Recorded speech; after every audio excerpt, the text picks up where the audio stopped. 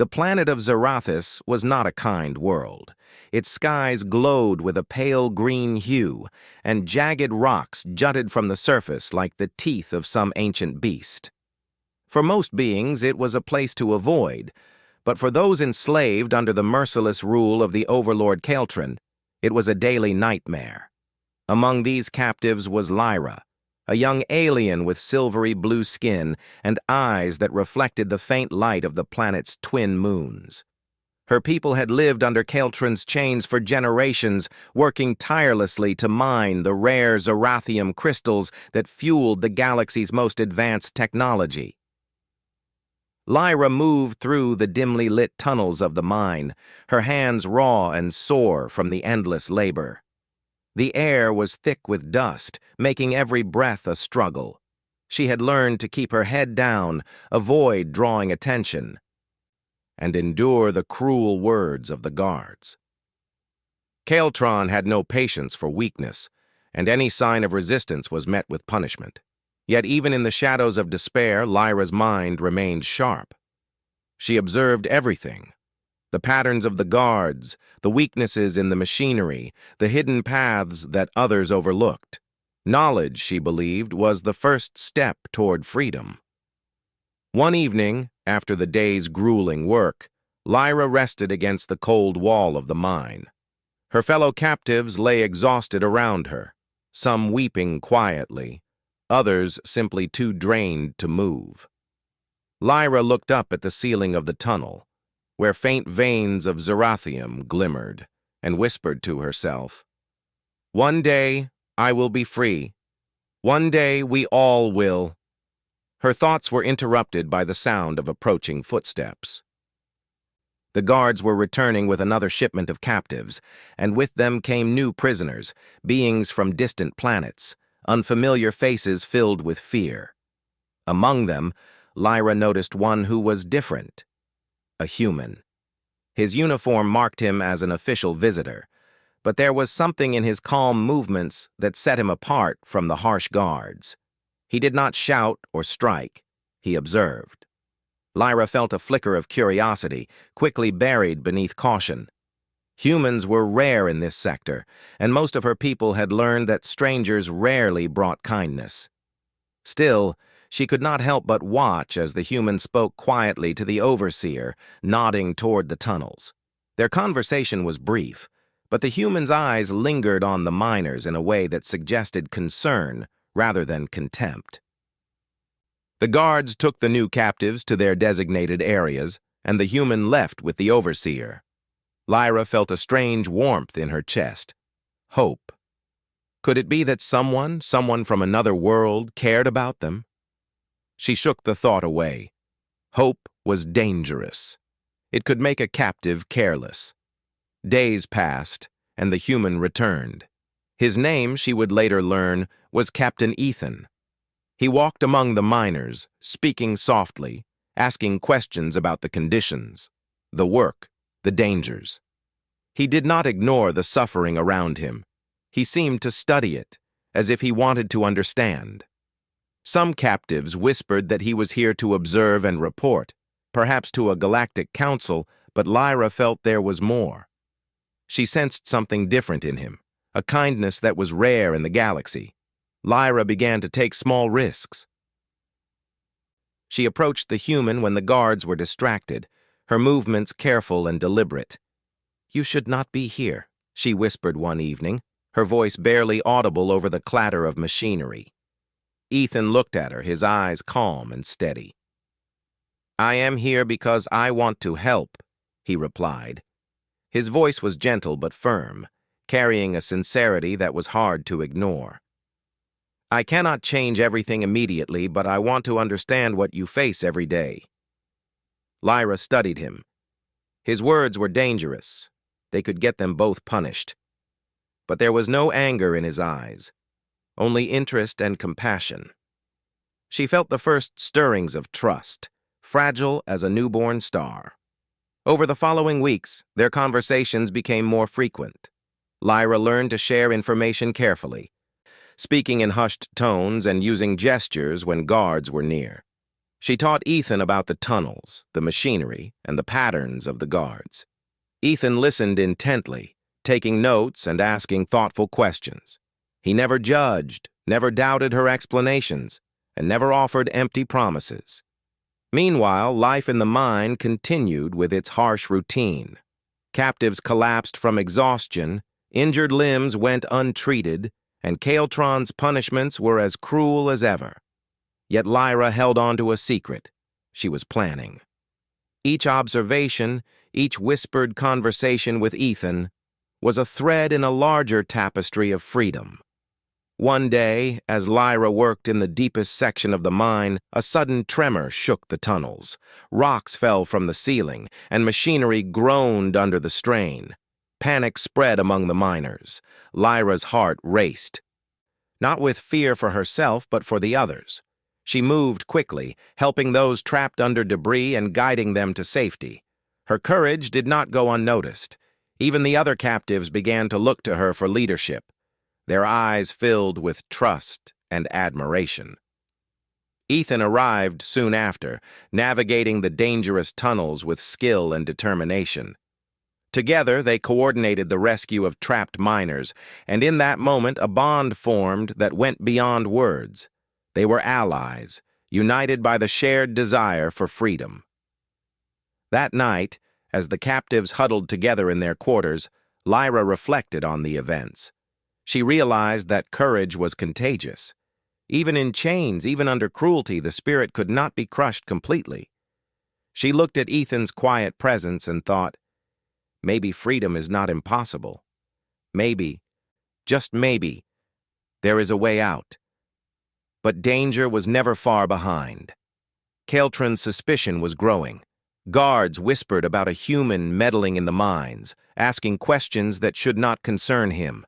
The Overlord's eyes were sharp, his patience thin. Every day that passed, the risk of discovery increased, and with it, the peril to Lyra and the others.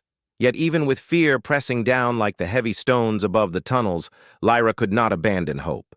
She moved through the mine with renewed determination, studying the environment, noting weak points, and quietly inspiring others to keep their spirits alive. She knew that courage alone would not free them, but it was the first spark, the beginning of a fire that could not be extinguished. As Lyra lay down to rest, exhausted but determined, she looked up at the faint glimmer of Zerathium crystals embedded in the ceiling. Their soft light reflected in her eyes, and she whispered to herself once more, "One day I will be free, and when I am, no one will ever break my spirit again." Outside, the twin moons of Zarathis cast a pale light over the jagged landscape. The wind carried the faint echo of distant storms, and somewhere in the darkness, freedom waited. Lyra did not know when it would come or if she would live to see it. But she knew one thing for certain. She would endure, she would resist, and she would never give up. In the shadows of oppression, a spark had been lit. And that spark, fragile though it was, promised that even in the darkest minds of Zarathis, hope could take root and grow. The days in the mine passed with a monotonous rhythm of exhaustion and fear. But a quiet change had begun to stir. Lyra moved through the dim tunnels with the same careful precision, yet now her eyes held a flicker of purpose. She no longer worked only to survive. She worked to observe, to learn, and to prepare. Each swing of the pickaxe, each movement through the maze of tunnels, was a step toward something greater: freedom. Captain Ethan had returned to the mines after his first visit. This time he came not as an observer, but as someone willing to act. His human presence in the alien world was strange, yet comforting. He did not speak loudly, nor did he demand obedience. Instead, he walked among the miners, noting their exhaustion, their injuries, and their unspoken fears. When Lyra met him in the shadowed corners of the tunnels, their connection felt deeper than it had before. "You should not risk yourself by talking to me so openly," Ethan said quietly one evening, crouching beside her as she rested against the cold rock wall. His voice was calm, gentle, but it carried a weight of sincerity. Lyra shook her head. If we wait for safety, we will wait forever. I have to act. I have to know there is a way out. Her words were firm, her eyes glinting with determination. I cannot let my people suffer without trying to do something. Ethan nodded, understanding the courage behind her words.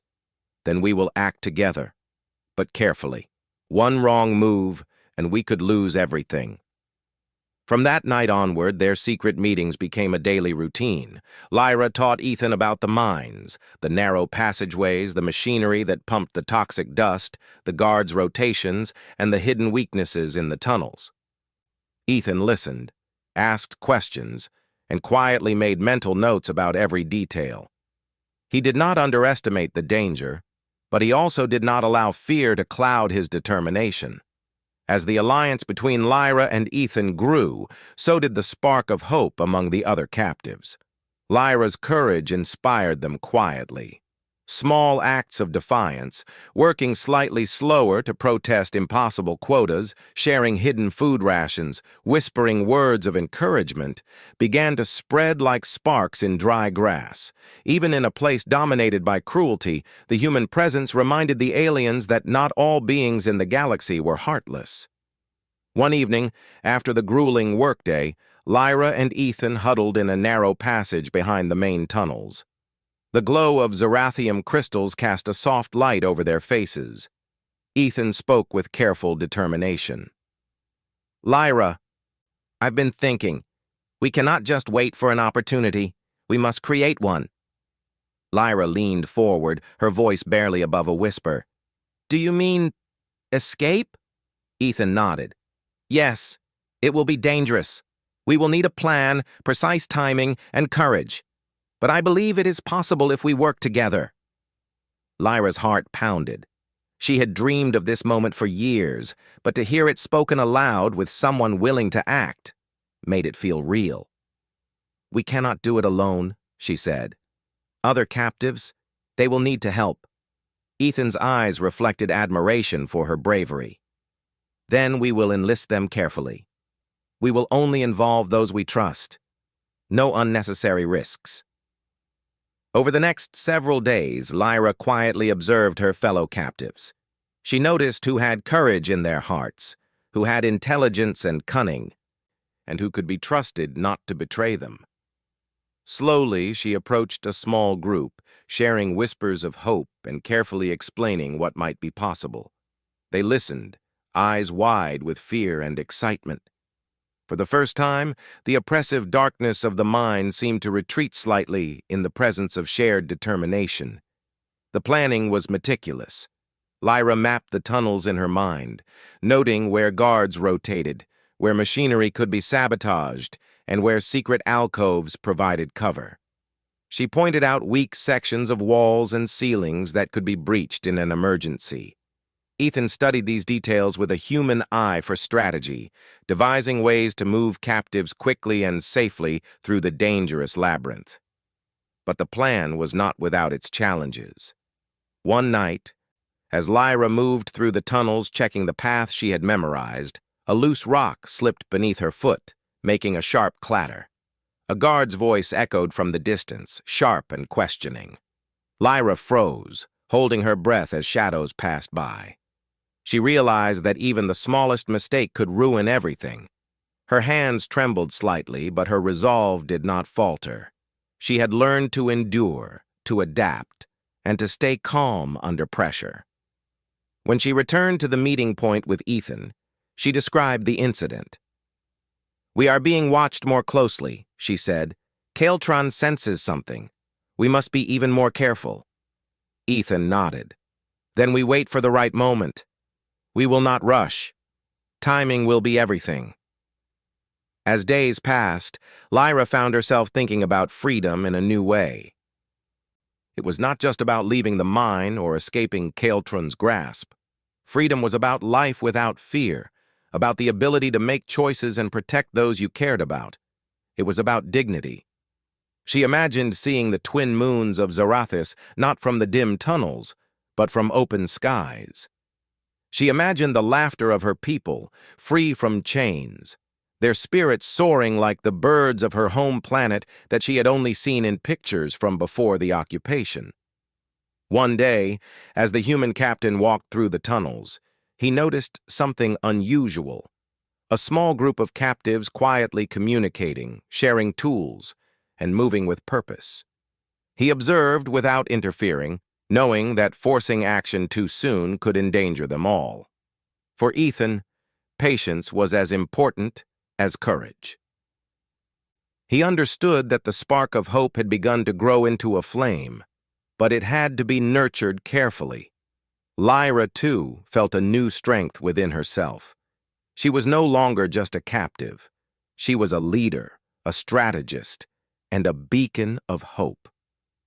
The cruelty that had once seemed all-consuming now felt like an obstacle to overcome rather than a force to break her spirit. Every observation she made, every careful plan, every whispered word of encouragement to fellow captives built toward the moment she had dreamed of for so long. But even as hope grew, danger lurked. Caeltron's guards became more vigilant and whispers of rebellion reached his ears. The Overlord's anger was sharp and immediate. Punishments became more severe, and fear spread quickly among the captives. Lyra understood that the time for careful observation was limited. If they were discovered, the consequences would be dire. One evening, Lyra and Ethan met in the quietest section of the tunnels, far from the guards' patrols. The glow of the crystals above them made their shadows dance across the walls. Lyra spoke with quiet urgency. "We cannot wait much longer. Caeltron is tightening control. The captives are scared. But I believe they will follow if we show them a real chance." Ethan placed a hand on her shoulder. "Then we will move soon, but only when the moment is right. Patience now will save lives later." Lyra nodded. In that moment, she realized something profound. She was no longer alone. She had an ally in Ethan, allies in the captives who trusted her, and the courage within herself that had never faded. The chains that bound her body could not touch the freedom growing in her mind. The mine was still dark, the work still brutal, and the dangers still real.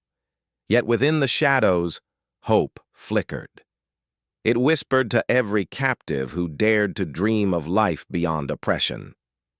It promised that even in the deepest darkness, courage, intelligence, and compassion could carve a path toward light. As Lyra lay down to rest that night, she closed her eyes and imagined the stars. She imagined a sky filled with possibilities, a world where her people could live without fear, and a life where kindness and bravery could triumph over cruelty.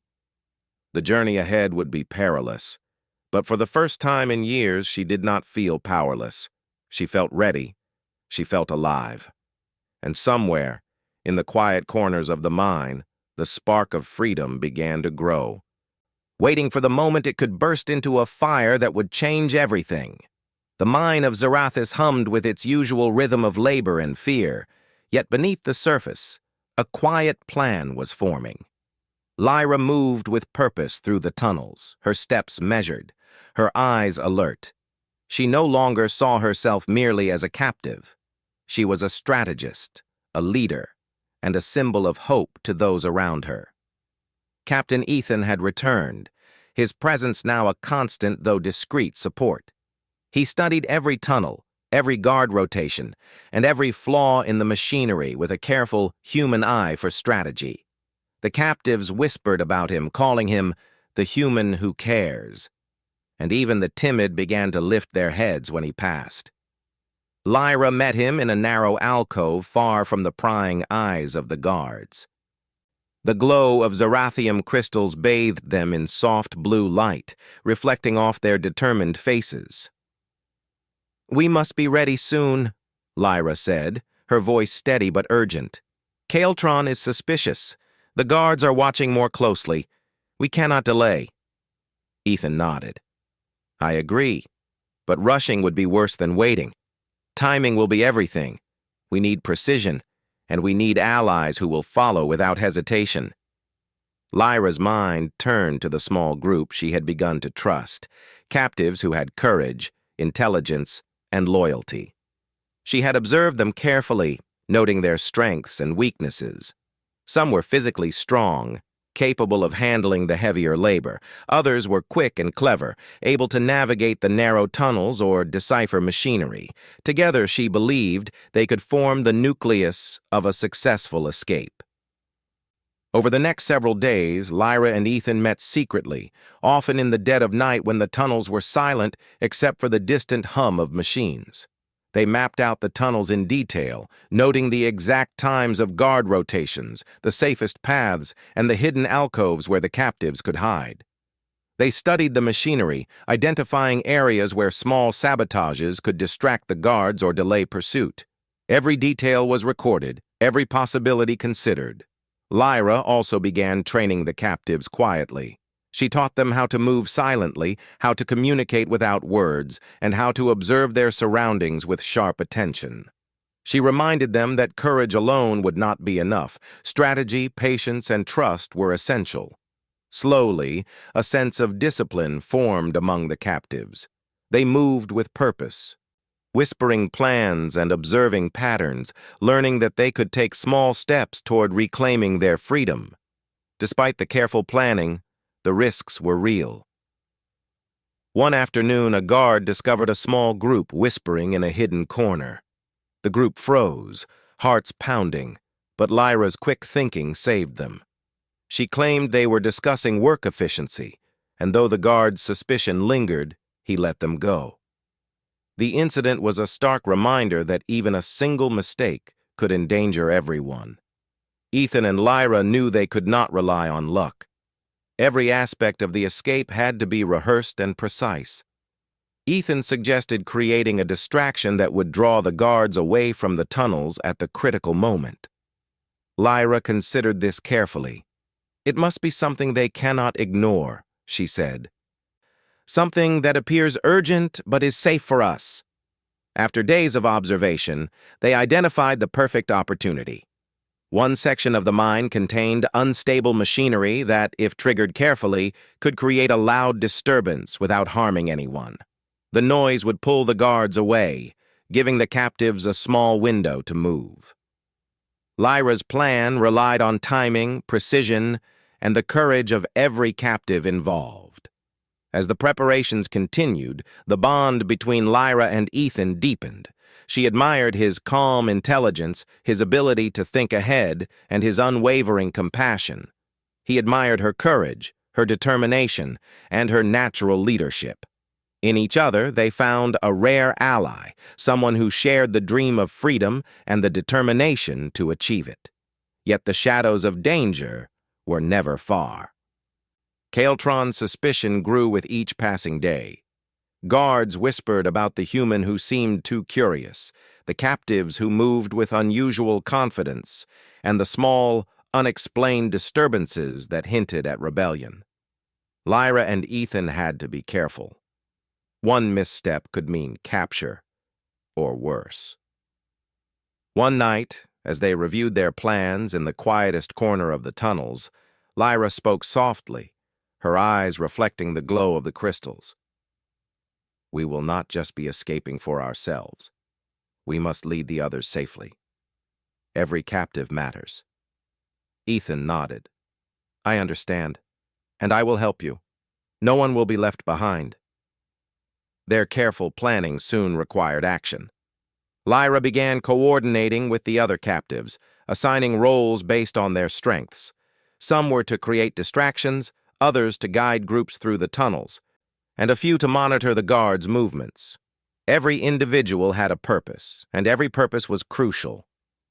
The captives listened, some with fear, some with excitement.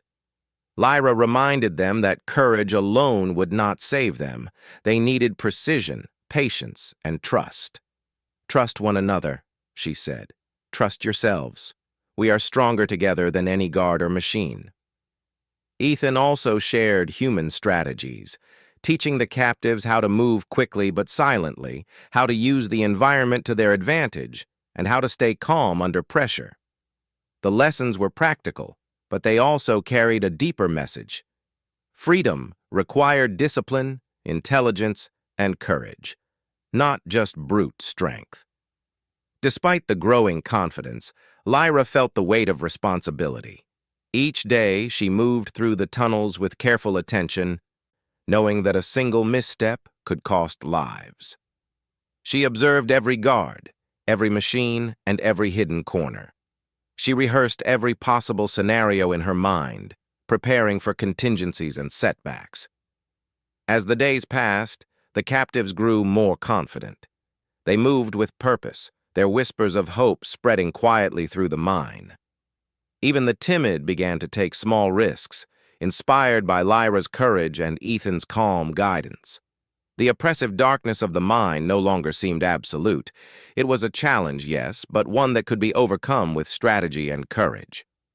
One evening, as Lyra checked the tunnels for the 100th time, she noticed something unusual. A section of wall, previously stable, had begun to crack. It was a small fissure, barely noticeable, but it could be significant. She called Ethan over, and together they examined it. "This could be useful," Lyra said. "A hidden path we can use, one the guards would never expect." Ethan smiled. "Every detail counts. You've thought of everything." Lyra shook her head slightly. "No, we've thought of everything together. That is what makes this possible." The days turned into weeks as the escape plan solidified. The captives practiced, rehearsed, and coordinated. The machinery was observed, the guards studied, and every possible obstacle anticipated. The tension grew with each passing day, but so did the determination. Finally, Lyra and Ethan gathered the small group for the last review. They went over the plan step by step, ensuring that everyone understood their role. "Remember," Lyra said, "we are not just escaping. We are reclaiming our lives. Stay calm, stay focused, and trust one another." Ethan added, "We move together as one. Every step matters. Every action counts. Courage alone will not be enough. We need strategy, precision, and trust." The captives nodded, their eyes bright with determination. Fear remained, but hope was stronger. They had a plan, allies, and a leader they could trust. For the first time in years, the idea of freedom no longer seemed impossible. As they dispersed to rest before the critical day, Lyra looked out through a small opening in the mine wall. The pale light of Zarathus's twin moons bathed the jagged landscape in silver. She imagined the moment when she and the captives would leave the oppressive darkness behind. She imagined the stars, the vast universe, and the possibility of life without fear. And in her heart, she knew that the fire of freedom had already begun to burn. The path ahead would be dangerous, filled with uncertainty and risk. But for the first time, Lyra felt ready to face it. She was no longer just a captive. She was a leader, a strategist, and a beacon of hope. The mine of Zarathus, once a place of despair and cruelty, had become a stage for courage, intelligence, and resilience. And in the shadows, as the captives prepared for the moment that would change everything, the promise of freedom glimmered like the Zarathium crystals above, fragile, beautiful, and unstoppable. The night air in the tunnels of Zarathus was thick and heavy, carrying the faint hum of distant machinery. Lyra moved silently, her heart pounding with a mix of fear and determination. This was the night when their careful planning would either lead to freedom or failure. Every step she took was measured, every breath controlled. The captives she had trained moved beside her, shadows in the dim light, their eyes wide with anticipation and trust. Captain Ethan led the way, using his knowledge of the tunnels to guide them safely past guards and machinery. His human presence was steady, a calming force in the tense atmosphere. "Remember," he whispered, "stay focused, move quietly, and trust one another. We succeed together or not at all." Lyra glanced at the captives, each one ready to follow her lead. The small group included the strongest, the quickest, and the cleverest among the miners. They had rehearsed this moment countless times, yet the reality of danger made their nerves taut. One misstep could mean capture, or worse. The first challenge came quickly. As they reached the unstable machinery designated for their distraction, a faint squeak echoed through the tunnels. Lyra's heart skipped a beat, but she moved with careful precision, signaling for the group to continue. Ethan adjusted a small device he had prepared, and with a controlled spark, the machinery groaned and shook, sending loud clatters echoing through the mine. The noise drew the guards immediately. Their shouts and hurried footsteps echoed through the tunnels as they rushed toward the disturbance. Lyra held her breath and motioned for the captives to follow the hidden path she had discovered weeks ago. It was narrow and winding, a passage the guards would never expect. The group moved quickly but silently, every step carefully placed to avoid loose stones and dangerous machinery. Lyra's mind raced, anticipating every possible obstacle. When a section of the tunnel began to narrow, she guided the captives through, ensuring no one lagged behind. "Stay close," she whispered. "We are almost through." But freedom was never simple. As they emerged from the narrow passage, they encountered a patrol unexpectedly. The guards' eyes widened at the sight of the moving shadows, and one raised an alarm. Lyra acted quickly. She grabbed a small lever beside the tunnel wall, sending a crate tumbling down a side passage. The loud crash drew the guards' attention, and the captives slipped past, hearts pounding as Ethan led them into a series of hidden alcoves. For a moment, silence returned. The captives breathed quietly, the weight of fear pressing against their chests. Yet in that moment, Lyra felt a surge of confidence. Every obstacle they faced, they had overcome together. Every danger, every challenge had been met with courage, intelligence, and trust. The next section of the escape was the most dangerous. A long corridor patrolled by multiple guards, their attention sharp and their weapons ready. Lyra signaled for the captives to crouch in the shadows, and they waited. Ethan whispered instructions, his eyes scanning the corridor. "Move on my signal," he said. "One step at a time. Stay silent. Stay calm." Lyra's heart raced as the first guard passed.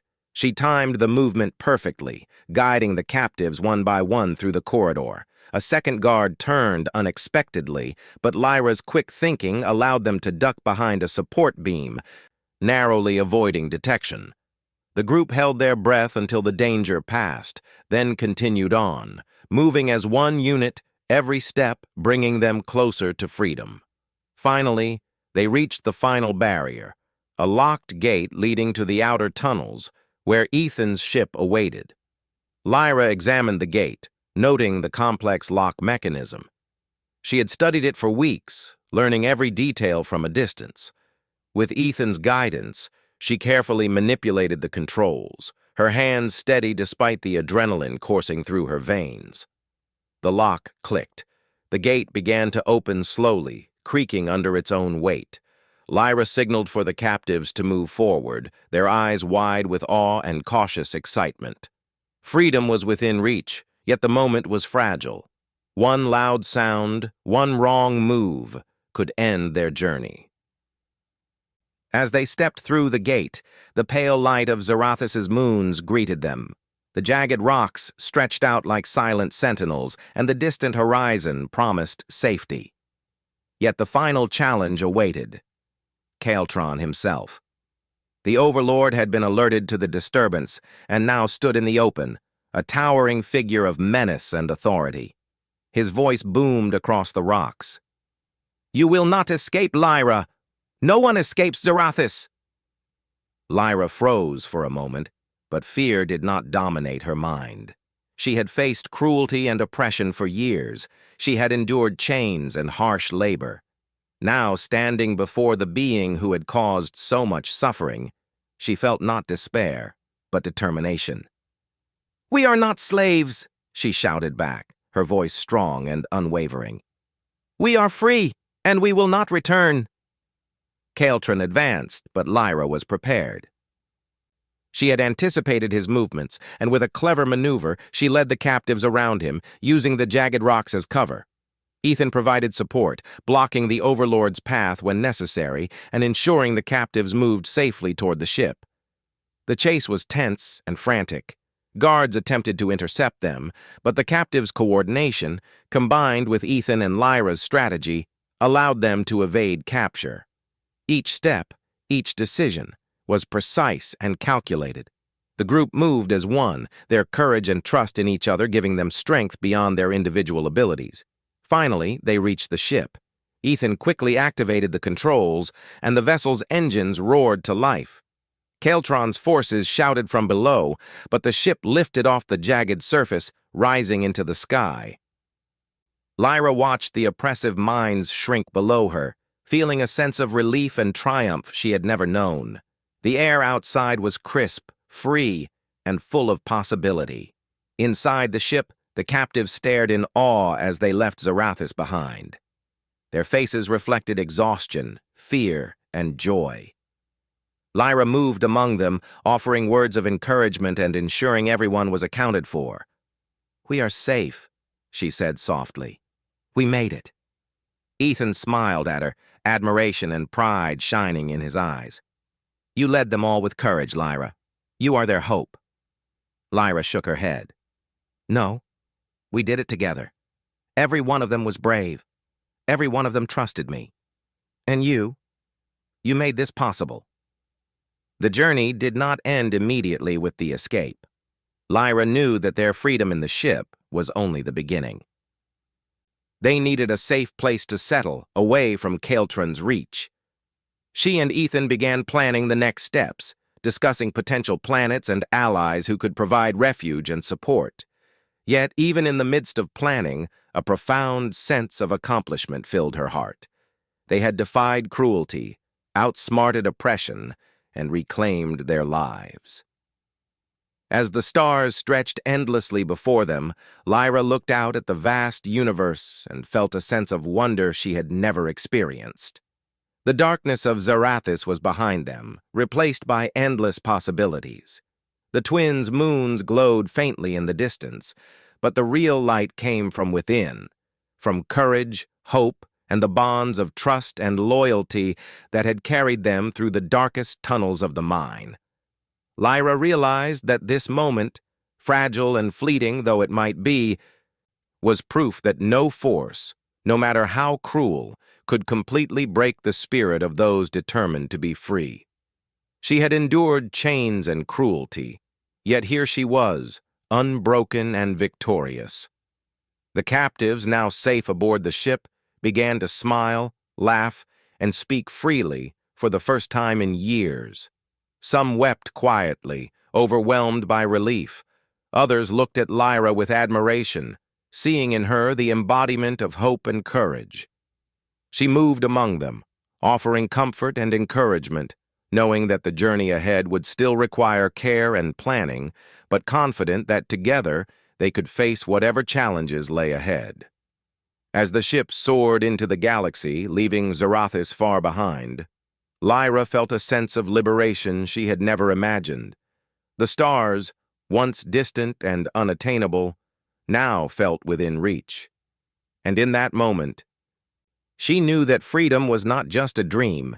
It was a reality they had earned through courage, intelligence, and the unyielding determination to reclaim their lives. The universe stretched before them, vast and full of possibility. Lyra understood that this was only the beginning. Caeltron might still exist, and dangers would still appear, but the chains of the past could not bind her spirit. She had led her people to safety, proven her courage, and discovered the power of hope, trust, and determination. And in the quiet moments, as the ship glided through the stars, Lyra allowed herself a small smile. For the first time in her life, she truly felt free. The ship glided silently through the vast expanse of space, leaving the oppressive world of Zarathus far behind. Lyra stood at the observation window. her silvery blue eyes reflecting the stars that stretched endlessly before her. For the first time in her life, she felt the true meaning of freedom, not just the absence of chains, but the presence of possibility. Around her, the captives were slowly settling into the new reality. Some wandered the ship in awe, marveling at the technology and the open space around them. Others quietly shared stories of their lives, of family and friends, of hopes that had been buried under years of oppression. Lyra moved among them, offering encouragement, listening to fears, and answering questions with patience and care. She understood that freedom was not just physical, it was emotional. And for many of the captives, this journey was the first step toward healing. Captain Ethan worked at the ship's control panel, quietly monitoring their course. He had been instrumental in their escape, but he also knew that their journey was far from over. "We need to find a safe planet," he said, his voice calm yet resolute. "Somewhere Kaeltron cannot reach, somewhere your people can rebuild." Lyra nodded, her mind already calculating possibilities.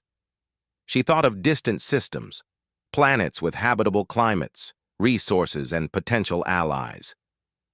"We need a place where everyone can thrive," she said. "Not just survive, somewhere we can live freely, without fear." The discussion turned to logistics. Ethan mapped several potential planets, considering factors such as atmosphere, food sources, and defensibility. Lyra consulted with the captives, asking for input from those with specialized knowledge, engineers, miners, and scouts among them.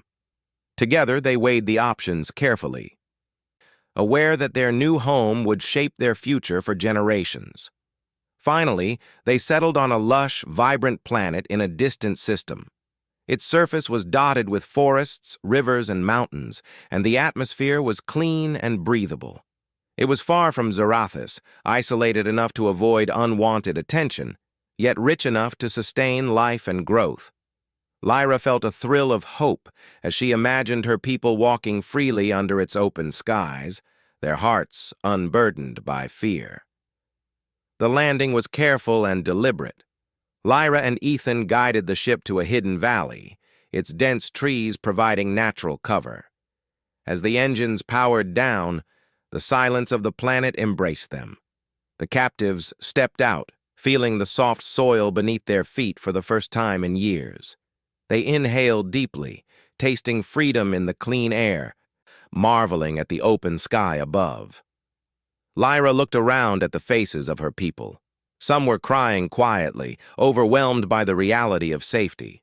Others laughed and embraced, their joy uncontainable. It was a moment of profound relief, a moment that marked the beginning of a new life. She moved among them, ensuring that everyone had a place to rest, to eat, and to feel secure. Ethan stood beside her, observing the scene with quiet satisfaction. "You led them well, Lyra," he said. "Your courage inspired them and your planning saved them. You did more than escape. You gave them hope." Lyra shook her head, a small smile on her lips. "We did this together. Every captive trusted me. Every one of them acted with courage. And you showed us that kindness and intelligence can overcome cruelty." As the days passed, Lyra and the captives began to adapt to their new world. They explored the forests, mapping the terrain and identifying safe areas for shelter and resources. They built small homes, established gardens, and began teaching the young ones the skills they had learned under harsh conditions. Every day was a step toward rebuilding not just their lives, but their community. Lyra also began to organize training and education for the captives. She taught them how to work together, how to use their skills for constructive purposes, and how to defend their new home if danger ever arrived. Ethan assisted, sharing human techniques and strategies that could help them thrive. The captives absorbed these lessons eagerly, eager to grow stronger and wiser in a world that was finally their own. But freedom also brought challenges. Some captives struggled to adjust, haunted by memories of the mine and the oppression they had endured. Lyra offered comfort and guidance, encouraging them to share their feelings and work through their fears. She understood that healing was as important as survival, and she made it her mission to ensure that no one was left behind emotionally. One evening, as the twin suns of the planet dipped below the horizon, Lyra stood on a hill overlooking the new settlement. The captives moved about below, working, laughing, and living freely for the first time in their lives. The sky was painted in brilliant shades of orange and pink, and the stars began to emerge, sparkling like distant beacons of possibility. Lyra felt a profound sense of fulfillment. She had endured chains and cruelty, yet here she was, leading her people into a life of freedom. She had witnessed their courage, shared in their struggles, and now saw the reward of resilience and determination. The darkness of the mines was behind them, and the future stretched out before them like the endless sky. Ethan joined her, placing a reassuring hand on her shoulder. "This is only the beginning," he said softly. "Your people will thrive here, and your story will inspire others across the galaxy." Lyra nodded. "Yes, we will not just survive. We will grow, we will learn, and we will help others who suffer as we once did. Freedom is not just for us. It is something to share." Over the following months, the new settlement flourished. Gardens produced food, clean water flowed from rivers, and the captives built homes that reflected their cultures and traditions. Children played freely, laughter echoing through the forests for the first time in generations. The elders shared stories, teaching history, skills, and values, ensuring that the lessons of the past were never forgotten. Lyra became a central figure in the community, not as a ruler, but as a guide and teacher. She encouraged cooperation, creativity, and compassion, fostering a culture of resilience and mutual support. Ethan remained by her side, helping to establish structures and systems that ensured safety, sustainability, and growth. Together, they created a society that valued freedom, intelligence, and courage. News of their escape and survival eventually spread across nearby systems. Other oppressed groups heard of Lyra's leadership, Ethan's guidance, and the courage of the captives who had reclaimed their lives. Inspired, many began to resist oppression in their own worlds, using intelligence, courage, and strategy to seek freedom. Lyra's story became a symbol, a reminder that even in the darkest circumstances, hope, courage, and compassion could prevail. One night, Lyra stood beneath the stars, looking out over the settlement. The wind rustled through the trees, carrying with it the scents of flowers, soil, and life itself. She thought of the mines, of the darkness, of the chains that had bound her body and tested her spirit. And she realized that every hardship, every trial, every moment of suffering had prepared her for this life. Ethan joined her, gazing at the horizon. "You did it, Lyra. You brought them all here safely. You gave them a future." Lyra smiled, her eyes reflecting the starlight. "We did it, together, and now, it is our responsibility to ensure that freedom is not just a moment, but a way of life. We will teach, we will protect, and we will inspire." As the moons rose in the night sky, casting silver light over the new world, Lyra felt a profound sense of peace. The chains of oppression were gone, replaced by bonds of trust, courage, and hope. The captives, now free, moved through the settlement with purpose and joy, their lives forever changed by bravery, intelligence, and the kindness of a human who had believed in them. In that moment, Lyra understood a universal truth. No matter how dark the past, no matter how cruel the oppression, the human or alien spirit could endure. With courage, intelligence, and compassion, freedom was not just a dream. It was a reality waiting to be claimed.